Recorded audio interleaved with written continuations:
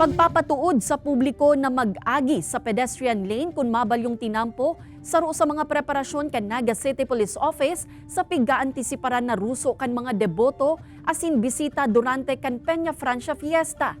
Sistema kan pagmanehar kan trapiko sa syudad, pigpaliwanag kan kapulisan. Uya ang report ni Jessica Calino. Sa Section 3 kan City Ordinance No. 2005-003, malinaw na nakalatag na mayunin ibang dapat na agihan ang mga mabalyong tinampo kundi ang pigdesignar na pedestrian lane. Agosto 7, 2024, kan puunana kan kapulisan ang striktong implementasyon kaini, partikularmente an sa jaywalking. For safety purposes din po kasi ang pedestrian po para din po sa kapakanang kangkada sa road.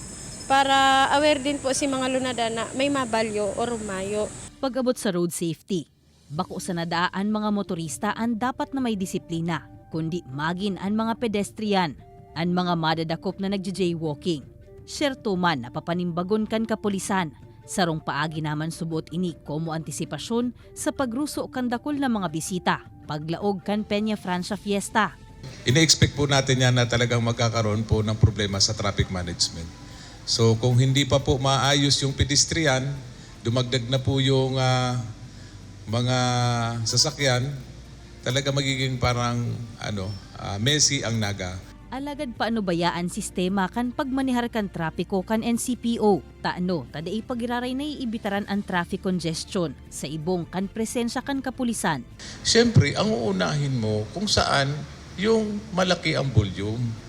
Kung kayo pinapahinto because you are in the side streets, kasi ilan lang kayo, 5, 6 na sasakyan compared to those who are in primary road.